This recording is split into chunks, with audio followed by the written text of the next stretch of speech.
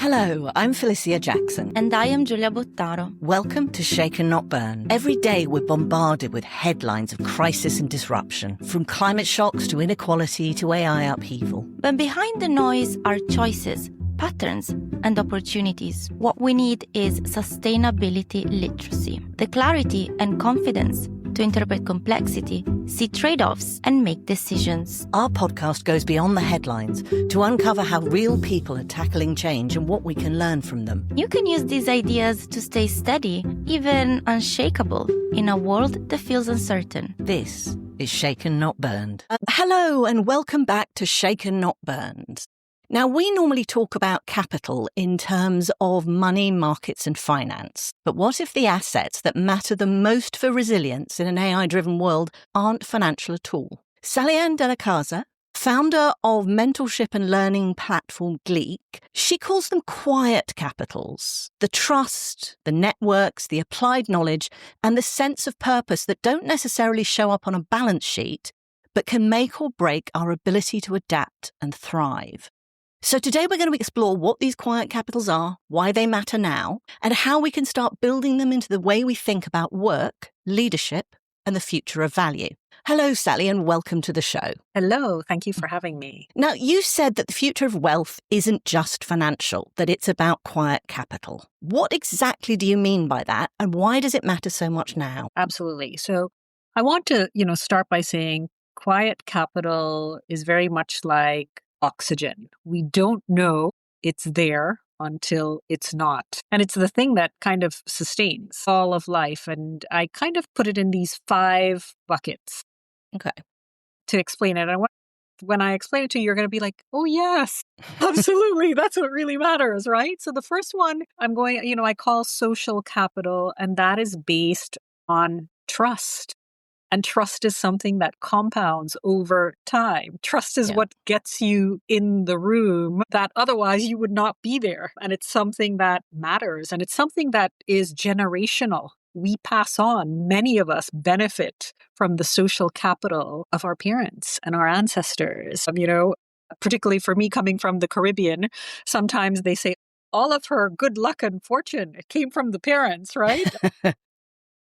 The second one is network capital. Network capital is your ability to leverage when it matters in terms of your capital. So you can have, a huge, they say your network is your net worth. Well, That's not true unless you can leverage it and leverage it when you need it. Right? And that's really important, particularly in the world we live in, where everyone is looking to be an influencer and I have hundreds of thousands of this and whatever. But if you can't leverage that, it has zero meaning or value.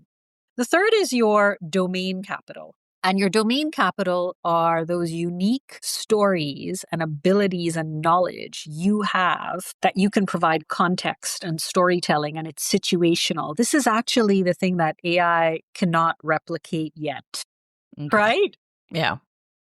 That is, again, going back in history, our stories is what makes us unique. If I were to say to you, what is love in AI, it can give me a definition of it, but you and I have a story to explain what that is and a feeling to explain what that is, right? And that is the context and the domain that we bring. And that's a form of capital. The fourth is around purpose capital, right? And purpose is what motivates us when money is not enough. Purpose is actually what makes us stay in jobs. Purpose is, huge driver in many studies around, there's a Stanford study where 2.6 times more likely to do something if it's tied to purpose, right? And stay at something in terms of purpose. And then the last one is what GLEAC actually is, which is a community of a service platform, which is community capital. And community capital is kind of like the container. If you look at all the studies around, the longest harvest study around happiness, blue zones, it is our community and our networks that keep us living longer, healthier, thriving. And community is that container where all of that other capital together really expands. So that's what I mean when I talk about quiet capital. We know when it's in the room. We know when it's not in the room. And for some reason, I think in the translation, because money is so easy to measure. And these things are not easy to measure that I just mentioned to you. It's like human skills and soft skills. We don't really talk about it, but without it in the room, we don't act. We operate like robots when it's not in the room. I mean, it's a really lovely idea to be able to actually explain what things are, because I'm a great believer in this idea that if you don't understand the definitions that you're using in conversation with someone, it's actually really hard to communicate what you're talking about. You need to understand and frame things in the same way. And we've been looking a lot at things like culture, not just in terms of art and music and that sort of thing, but actually in terms of how we understand those stories of where we fit in and how we do transmit ideas around integrity and trust and belief and all of these different things. So it's really interesting to hear the way that you talk about them. So what was it that first inspired you to frame these very human elements of how we engage with each other as asset classes? I am one of those human beings that I think from a really young age was very, very confident and strong in my human skills. And even though I had all of the ornaments, just like an asset class, right? So I think sometimes we also think our asset classes are all the degrees we have and all the financial things we have. I knew deep down inside. I mean, if I go back and I look at my body of work from creating my foundation and volunteering when I was, 13 and then 23 and developing programs all around human skills, soft skills, and building networks and making sure you have a seat at the table. I've just now, as I've, over time, I can actually classify it. And I think most of us today, I think in the last 2 years with AI, particularly in the last year, I think it's become very evident for many of us that this is what is going to sustain us and make us relevant in the world that we're heading into, where many of us, our traditional values and our traditional assets, financial assets, are going to diminish, right? We talk about universal basic life, and we're talking about, oh my goodness, some of us might not have traditional asset classes of being compensated by money to live and survive. And it's going to be these softer, quiet asset classes that will actually sustain us in terms of value. One of the things I do find fascinating also is this idea that's sort of built up in the corporate world over the last couple of decades about the importance of purpose, the importance of purpose-led value. But that is a very nebulous term in many ways. And I like the way in which you've organized it. Can you talk me through the different social capitals and what they actually mean? Because you talk about social capital and this idea of trust and reciprocity. And it's such a fundamental part of being human. But as you say, it's also something we can't measure. We know it when we see it. So what is it and how does it build over time? Sure. And I will even share with you a AI agent that I used, and built to actually help us, right? Because most of us have a very difficult time. I think the smarter we are, sometimes the harder it is, or more introverted, the more difficult it is to us to build our social capital as we live in our heads. So social capital, and I'll give you an example of how we built a social agent to do it. So I'll give you a functional part of it, and then we'll talk about it in more of a holistic point of view. So Felicia, or, even if I look at myself, I'm Gen X, right? So I have 3 decades, I would say, or just under 3 decades in the workforce. Mm-hmm. And over that time, I have built different versions of myself. For me, in my 20s, I was a corporate lawyer. In my 30s, running my foundation. In my 40s, now I have the community as a service platform, tech, etc. In all of those versions of me, I had different social circles. The easy one is when we're younger. So the social capital when we're younger, and that's why it's such our strongest, is our schooling. Our school friends, our college friends, that is our strongest. It is where we are psychologically safe, and every day we are in the same spot, right? So we physically, it was very easy to cultivate that. In terms of the social capitals, many of those social capitals of our school years, we see it play out decades later in boardrooms where everybody went to the similar alma mater in developing country, right? It plays out across. I mean, you just have to say to someone, oh, by the way, I also went to school at, and all of a sudden, it's like there is a bridge that just grew between yourself and I, because we identified in terms of that, our identity in that. Now, the social capital, tied to the network capital is cultivating that. Most of us don't reach out to the people from our college years, or we don't go back to, imagine if we had an AI agent that did that for us while we went to sleep. It can literally go, oh, you were class of 1990 or whatever that might be. And while you're asleep, it logs into your LinkedIn account professionally, or it can be across your other social networks if you're on Facebook or whatever else. And it literally looks at all of your classmates and it goes on their profiles and it goes, hey, it's been 20 years. How have you been? And it Almost looks a sounds little quite bit frightening. like it's not frightening if it is just opening up the door as a warming, as an intro. Yeah. Is that better than you not ever approaching anyone in your network from a decade or 2 decades ago? So it's not carrying forward the relationship. Okay. It's doing what most of us humans have. Would they remember who I am? Our ego pulls us back. Yeah. You know what? Like now you don't want to be pushy. Yeah, right. You know what? Now I'm the CEO of, like, really, how would that look so we have all of these defects as humans that isolate us, right? It literally isolates us. And because now we are online, we're not physically now going to anything. We live in this online bubble.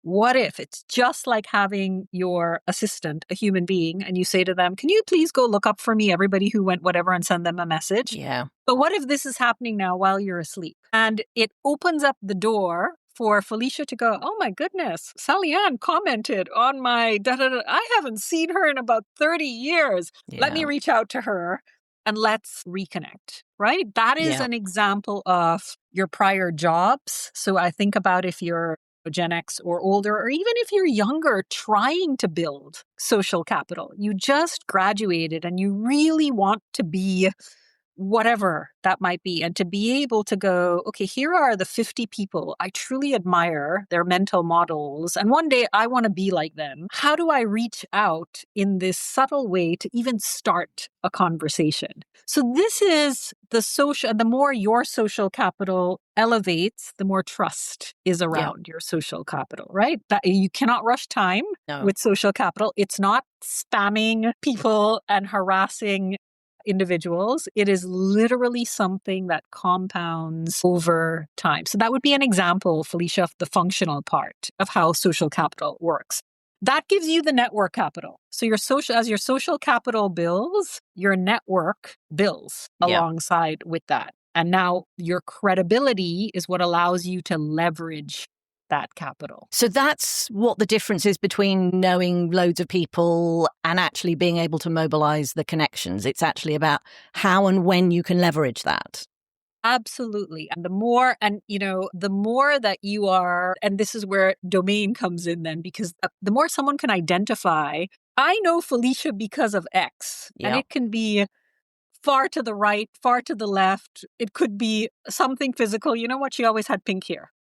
Or it could be whatever it is that makes you you. That is your advantage also, right? My advantage has always been that person that says the thing in the room that nobody ever said, or notices the thing that but I say it out loud. Right. And it's like, I cannot believe she just said that. Or she just, right? But today I'm invited at many of the most powerful tables because they're like, you know what? If all of us, and there's groupthink going on in the room where everybody is silent about going on, we know one person is going to, kind of stick her finger right in, that point and go, oh, by the way, did anybody notice that? And then the whole room goes quiet. And it's okay if what you're known for and what you're unique for, sometimes it's controversial, sometimes it's soft, sometimes it's diplomatic, but it's not a robot. Right? And it's about something personal to that individual and something that stands out, that is memorable to people and can fit into their mental models. Absolutely. And it contributes to their domain knowledge and makes it very unique, right? So, if you have a vast array of knowledge across different domains, if you're thinking, you're an edge case, you're a contrarian, you're an outlier, you're a deep operational thinker, you know what? That person is super nerdy. I can count on that. They will, right? These are the things that are the quiet capital that will make those of us who have it the most valuable in an age of AI. because everything else is commoditized. Yeah. Now, this actually brings me to something that is of particular interest to me. There's a discussion that's been going on in sustainability over the last couple of years about the need for generalists, not just specialists, because it's about integrating knowledge about lots of different areas and being able to cross domains. So when we're talking about domains, we're talking about knowledge and experience. And you've argued that basically that applied contextual knowledge is what protects against obsolescence or being replaced by AI. This whole idea that information is everywhere, but information is not the same as knowledge. Absolutely. So why is Gen X such an important part of this story? And this I really want to know because I'm Gen X. I'm just a little bit further up it. That's okay. And you know what? Gen X is very dear. Our community, GLEAC, the 2,500 plus experts, mentors, and coaches, about 75% are Gen X. 75% of the community have led some of the biggest companies in the world and have just literally turned 50 going, what now? And I think many people are having conversations about the younger generation being in crisis. And I honestly feel it is Gen X because that generation is going to work the longest in human history. That generation has already spent 30 or 40 years, many rising to the top of their fields and find themselves today feeling completely irrelevant in terms of skills, in terms of ability. So very dear to me in terms of the community. So let me go to your question about breadth versus depth, right?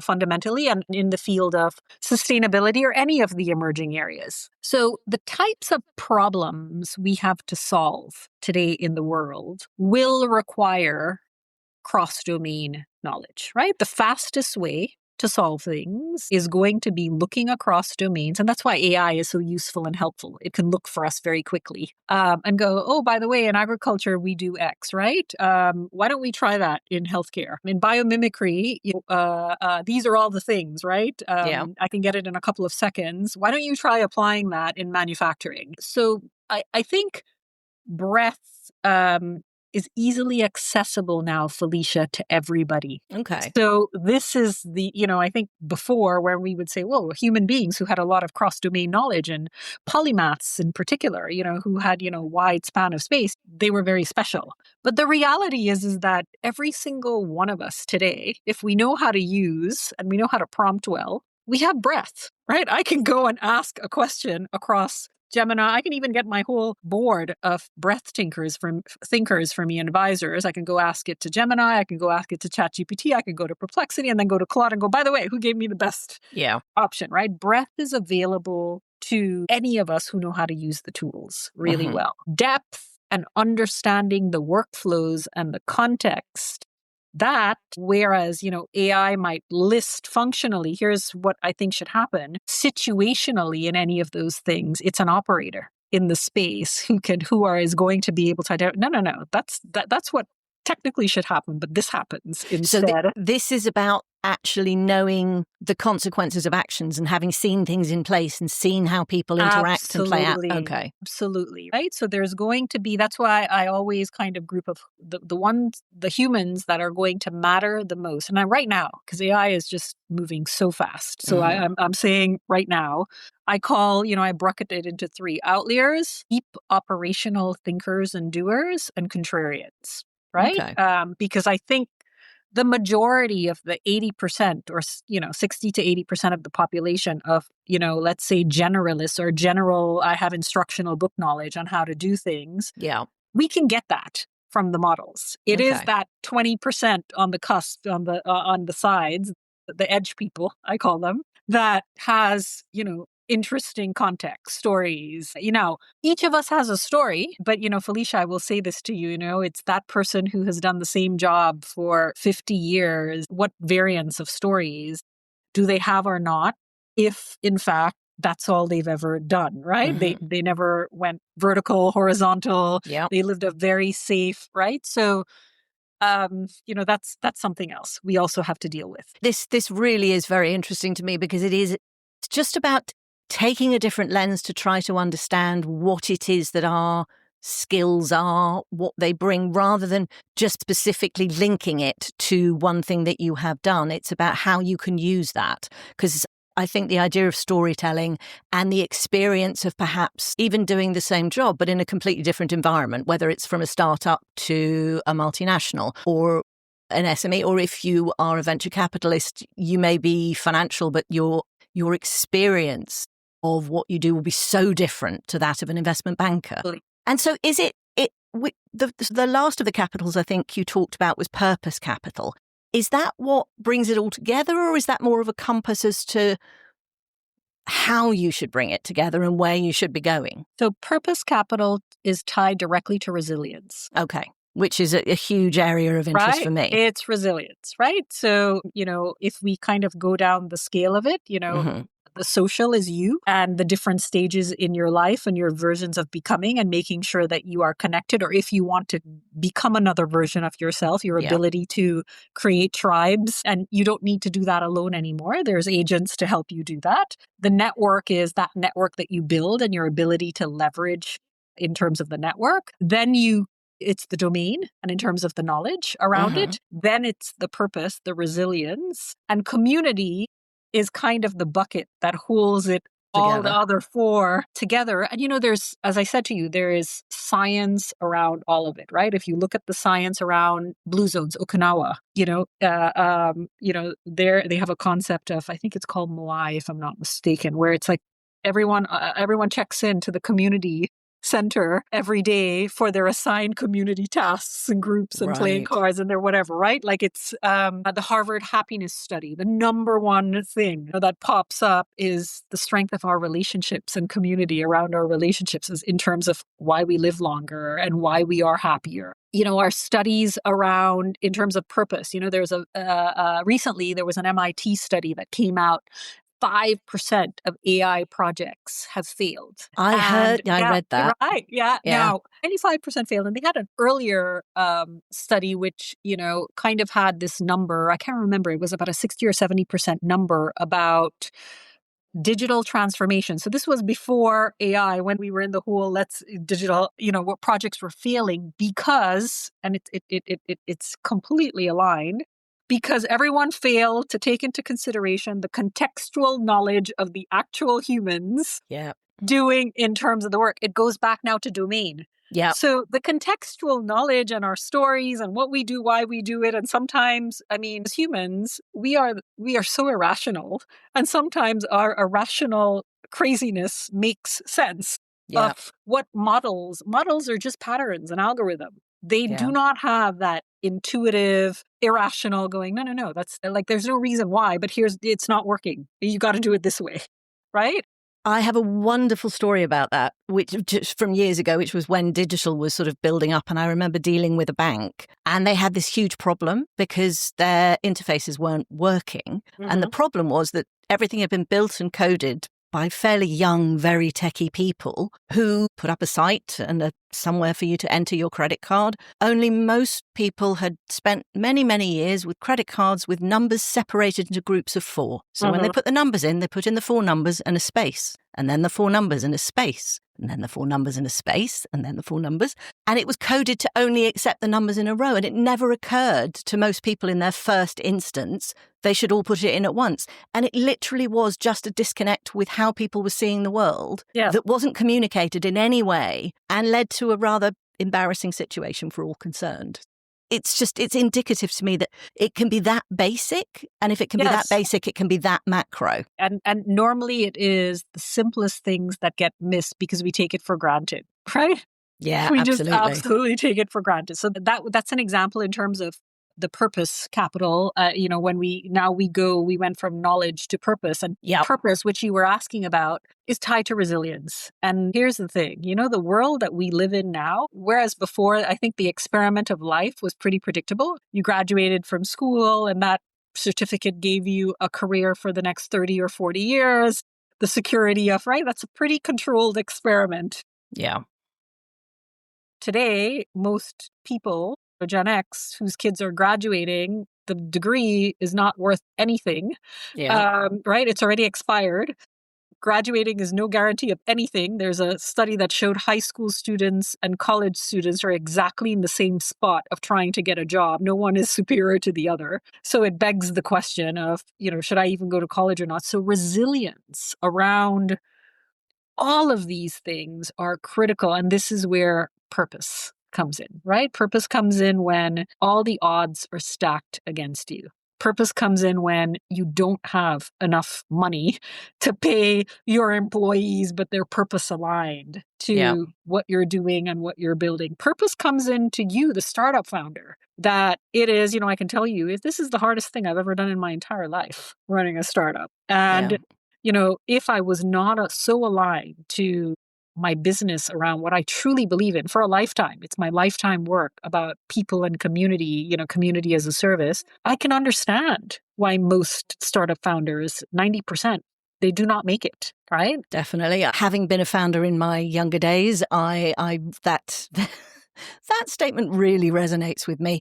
One of the things that's also interesting about this, though, is we're talking about Gen X, but actually a lot of the conversations I'm having are with younger people who are feeling very trapped, very paralyzed, facing inflation and low wages and climate anxiety and all of those different things. Is that purpose approach something that's going to help them as well? I think purpose is our inner compass, which we all have, that motivates us. That, I think those of us that are older, that were not distracted a lot by all of the technology, we are much more aware and present to self-aware to know what it is. Yeah. For us. That's I think the younger generation, they've grown up where, go to your room for me as a kid meant go to your room and you would stare at the ceiling and you would contemplate, I don't know, whatever.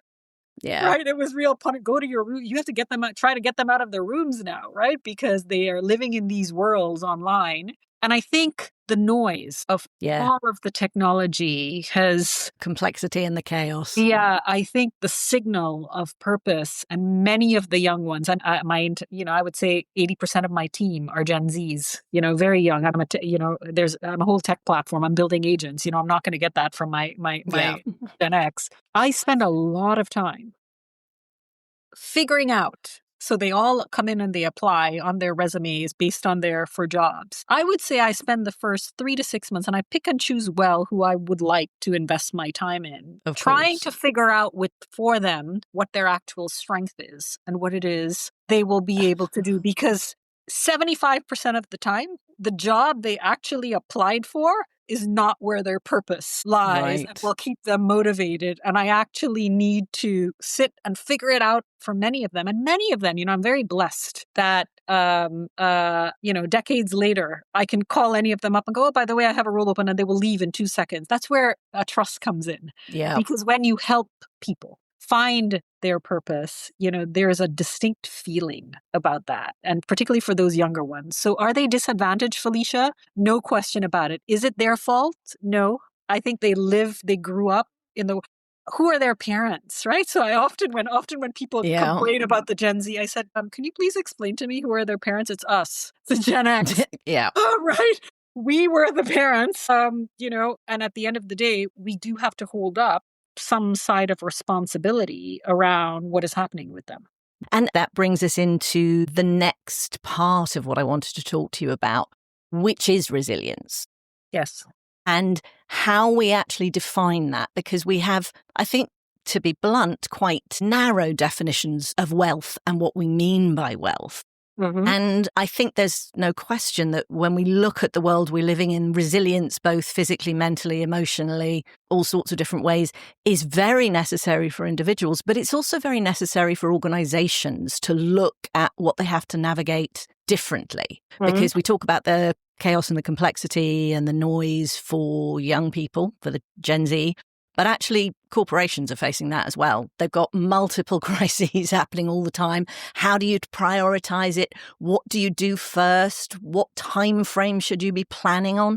So if we really take this quiet capitals idea forward, what does that mean about how we change the way we define wealth and resilience? Sure. So we default in the definition of wealth to financial wealth because it's easily measurable. right? So it's kind of also like measuring hard skills versus soft skills. We can measure it. I can give you a test. Anything that we can. So I think wealth, I think there is an author, Sahil Bloom, who recently wrote a book about defining wealth and that I really loved. And he kind of had, 5 areas of defining wealth. Financial wealth was one. I think health or physical wealth was another one. I think mental That's wealth was important. another one, right? I think the definition of wealth and moving away from just financial value. And Felicia, I mean, think about what money is. It's a shared delusion we all agreed was worth Yes. something, and now we hold measure on, it. Felicia, money was salt back in the Yeah. Roman times. It is just a tool that exchanges, because we can't exchange salt or pigs or, animals or anything anymore in terms It's our of denominator for exchanging value. That's it, Yeah. right? That's it. We are more than that as human beings. We all know that. We all know that we are way more than that. So I think in looking at at the world that we are entering into, where we are talking about universal basic income, because that denominator of defining wealth is also going to disappear. Yeah. For many of us, I think we have to start very soon looking at what is a much more holistic version of wealth. And this is where, I think we're going to find, just like we find before AI, everyone was focused on hard skills. You needed to know how to code Yep. and you needed to whatever. Now, all of a sudden, we're talking about critical thinking and creative thinking and judgment and decision making, right? All of a sudden, we have defaulted the thing we always knew. It was always Absolutely. there. So I just think with what is happening in the world, wealth will also automatically shift, just like how skills have been shifting with AI. Okay. And that wealth and those quieter capital structures around wealth is going to naturally come into place. And as I said, I developed this little 5-part hierarchy. I'm sure everyone will have some version of that. That's going to come into play. In terms of your question on resilience in this space, it's going to be difficult, I think, for most of the generations. And, I would say the window between the younger ones and, I want to say Gen X or even older, because we are living longer, right? So if we were still only all living to 60 or 65 and I'm going to retire by the time, and, I'm physically not going to be able to, I don't think we would be having that conversation about resilience. The reality is, Felicia, is you and I, we might make it to 90, right? Which means, we might have 20, 30, 40 years ahead of us. And certainly at 20, 30, 40 years of us, hopefully it's healthy and we want to be participating in this world and in this society and have meaning and have value and have social relationships and have all of those things that are wealth, right? That would be wealth. And how do we do that and be resilient about doing it in this digital world that is forcing us further and further apart? Right. So that's for us. For the younger ones, I couldn't imagine what it must be like. And I have someone in the community who literally just graduated Harvard MBA and cannot get a job. Right. I think it's something like 20% where you thought an Ivy League education that you paid a fortune for. Yeah. Right. And you come out and you cannot get a job in the workplace and you're young, you haven't experienced anything bad so far in life. That blow. And how do you create from that blow a passion or a fire for them to find, right? That thing. Yeah. So I do think resilience is going to be something that we have to focus on as society, like a muscle. Yeah. And we're going to have to figure out ways. What it means and how we build it. And I suppose how we share it. Yeah, right. And I think that's where communities come in, right? Because here's the reality. We're stronger together in terms of our collective wisdom. If I am able to speak to you and share my story of despair, and you might come from another domain, another country, and you're like, oh, but by the way, I did this, or I feel the same way. We are stronger together. We are stronger together. I will share a story right now in the United States right now with, all the craziness going on in the world. Unions have gotten stronger. Yeah. And I heard that story and I was just like, of course unions have gotten stronger. They're a community with a shared purpose, psychologically safe. I said, I think one of the most undervalued communities in the world right now is alumni at universities. The only time universities get a hold of their alumni is for donation. It's like a gold mine of social and network capital just sitting there because every single one of us can identify with that social and network capital. So, Felicia, resilience, the definition of it for me is, doing the hard thing or doing the things that you don't want to do on the days that you don't want to do it. Right? So it's like going to the gym in the morning and you don't want to do it. I hate working out. And resilience is going, I'm going to consistently do it anyway. Show up because it is the hard things in life that you are consistent on, not waiting on motivation to do it.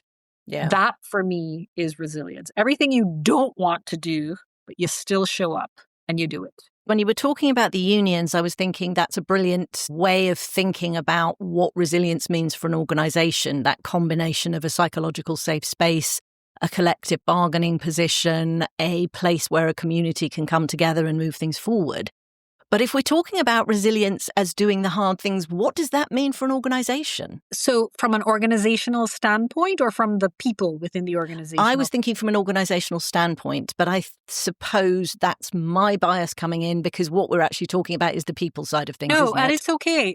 So if you talk about it from an organizational standpoint, the first thing I would do is tap into purpose of every single person, right? Because what is the lever? What is the lever for an organization to build resilience in its people? You tap into their purpose. Okay. Right? So most organizations treat their people all the same. Right? Yep. Everybody on boards. Everybody has one policy. These are our benefits for everybody. This is right. They are not tapping in and leveraging. And, AI helps them do that. I can tap in and leverage and know all kinds of things and go, you know what? For Felicia, this is what matters to this person. So it's for different. Felicia, she is absolutely gung-ho about sustainability. So you know what? She did incredible on that project. And for that project, let's assume you're into, offsetting your carbon footprint by forest. I'm going to go and plant her X number of forests wherever versus giving her $1,000. I've triggered now for you your passion lever, right?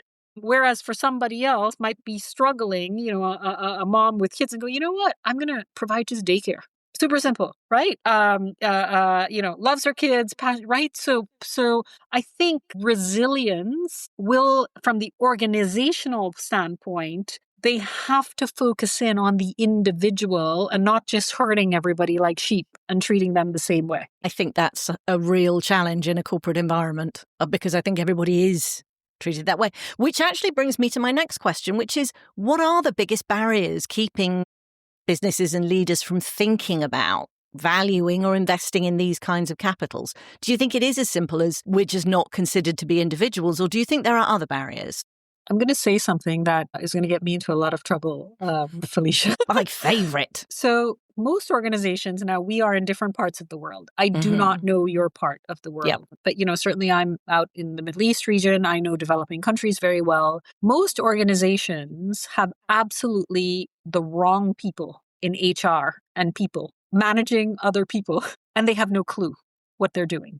And they have no clue no clue other than the functional side. Yeah. No clue about what is needed for the operation of the business. They do not understand. So it's not understanding the bigger picture. Yeah, okay. Right? So, they always say in an organization, there are three types of individuals, and I always love the story. It's the bricklayer story. Do you know the bricklayer story? I have a terrible memory, so you can tell me again. So there's three types of employees in organizations. There is the bricklayer who, bricklayer one, we will call him or her, and bricklayer one every day comes in and knows I need to do 10 bricks. I'm going to lay the cement down and put the brick. And, at the end of the day, I did my 10 bricks. Bricklayer two is laying his or her 10 bricks, but bricklayer two understands I'm building a wall. So bricklayer two knows that I need to make sure that, the work I did before is leveled properly. If something is off, I need to mention it because maybe the wall might not be straight.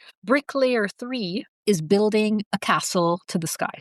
And bricklayer three has a clear picture of where and all the different pieces that need to come together. Now, when you have people, teams, HR, leadership and development, who are bricklayer one, right? dealing with I've the gone through functional all my issues. processes, and they're managing and bringing in your people who are coming into the organization. They're managing growth within the organization. It is extremely difficult. And this is where I think one of the biggest things in some of our work that we do at GLEAC, recently we did some work for the Public Investment Fund of the Saudi government, most valuable fund in the world. And I'll tell you one of the things we said to them: move out your HR people and put operational people in the role and co-own it with somebody who knows the functional part of AI, because they actually understand you're trying to build a castle in the sky, and the castle in the sky that you're trying to build, all the moving parts of that, so that you can align people with purpose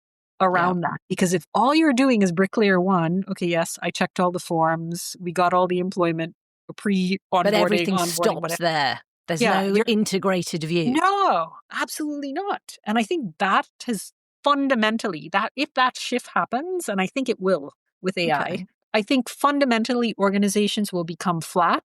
They will not be all of these levels. I think that rules, leadership rules will become co-rules with either AI, or I think, this whole idea of 2 or 3 people might own a CFO role.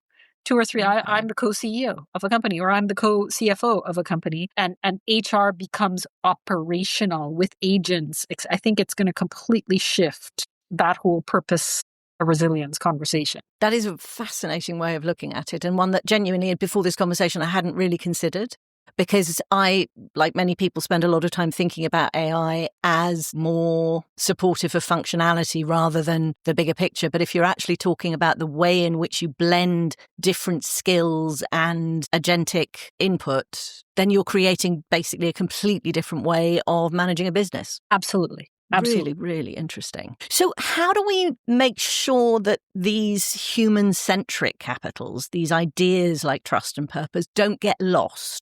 Because there is undoubtedly a sort of faction of looking at AI as something that's going to grow and take over loads of different things, and it's going to affect jobs and blah, blah, blah, blah, blah. But what you're talking about is the importance of balance, I think, and ensuring that the human perspective is integrated into whatever comes next. How do we do that? I think individually, it's going to be very difficult, Felicia, unless you have great influence and spread. And this is where communities become important. I think businesses and people, you're going to see a flurry of communities popping up. We are safer in numbers. We are safer collectively is going to take a lot of our jobs, right? Like we can't play pretend. AI is going to do a lot of things way better than our limited brain, right? Because it has many of our, even if it's 80% of the norm, it's still more than, right? In terms of, and it's not going to happen. It's happening, right? It's not going to happen. It's happening. AI is probably going to do, they often talk about, AGI, and which really just means AI is at the level and superior to humans. And, it's going to happen sooner than we think. It might be in 2 years, right? That's right there. That's right there. So I think how we balance it is being very clear. I think if you do not have a personal brand and what you stand for today, you better get out there and be working on that, because very soon the voice of AI out there, it's going to be impossible for you to build your social capital, build your networks. I think there is this tiny window for many people, over the next, let's say 12 to 18 months to get yourself out there in terms of building your social capital. I think finding your tribe and the right community that, aligns to the version that you are, the version you want to become. I do think there is going to be strength in community. Businesses are going to look at community as the unique USP, a moat, kind of driving everything. So that's why, GLEAC used to be an experts as a service platform, and we pivoted to a community as a service platform, because what we realized was our individual expertise, unless it is contrarian, deep, outlier, it's already out there in a model, right? But the cross-domain of us collectively, there's huge value in that, right? And that's really fascinating, because I was thinking about how you deal with these human-centered values and the important Sorry. Yeah. And the importance of these capitals in terms of how you actually scale a tech business, how you actually keep yourself and yourselves authentic when you are trying to scale at speed. But in a sense, you've already answered that because you did do that pivot from a service of experts to the community. So it's a much more holistic approach now. Absolutely. And I deploy that community. It doesn't mean I did it in a very tech savvy way. So for us, we white label our community as a collective wisdom cloud across organizations or across learning platforms or across. So you can kind of say to me, or if you are, I don't know, like a Coursera or Udemy, I have a course. I know communities of practice can enrich completion and application. I can deploy members of the community, hundreds, as a cloud on demand, as a group. I can deploy it across boards. I can deploy. So, the tech is just distribution. The social selling agents that I just said to you, I mean, it's what I'm doing is not rocket science. Many people pay tons of money to agencies to do exactly what an agent can do for you while you sleep with one click of a button, right? Yeah. Our reaction to it, oh my God, that sounds scary. Somebody is commenting for me on a profile. But you know what? You're paying an agency, a marketing agency, thousands of dollars, and they were doing that also. So which do you think is the most undervalued of the quiet capitals at the moment? And what do you think we can do to actually raise its profile? I would say trust. That makes a lot of sense in the current world. Yeah, I would say trust in the current world, and more so, right? I think in the world that we are moving into, where we cannot believe everything that we see, we cannot believe everything that we hear. I think trust is going to be the most undervalued. Trust today is the most undervalued. And I think it is, however, one of those types of capital that it needs time, right? Trust needs time, and you can't rush time. And, this is one of the things, right, about that particular capital. Without trust in this world that we're going into, it's going to be very, very difficult for us to transact. It's going to be very, very difficult for us to do many, many things. So I would focus on that one. And that's why, as I said, that social capital, network capital, community is kind of that sweet spot right now. I've got to say, I think that is probably the perfect point to draw our conversation to a close, because I think I do agree with you that fundamentally trust, or the lack of trust, is going to be the defining factor for success or failure at almost every level of society and of business, because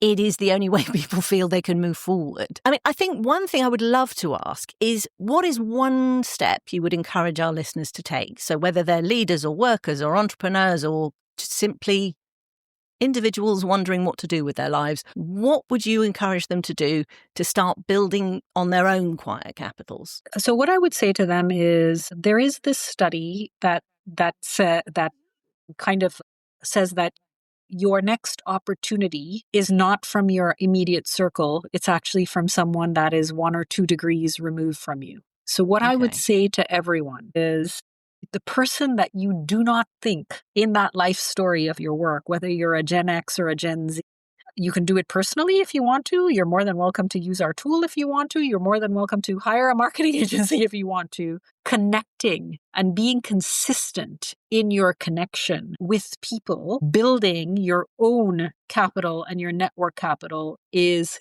key right now. You have a small window, a very small window, to create your brand, what you stand for, what you value. I would spend 15 to 20 minutes. It's not a lot of time. At the beginning of the day, it's kind of like making your deposit in your trust bank, right? That, be like Warren Buffett, compound interest. You will reap the rewards of it, but it requires consistency every day. I would work on it. Just like you have breakfast in the morning, schedule it, work on it. I think that's brilliant. I think this idea that consistency, clarity, and communication is the way in which we can start dealing with the chaos and complexity of everything that we face is a wonderful message and very powerful. And I thank you so much for your time today.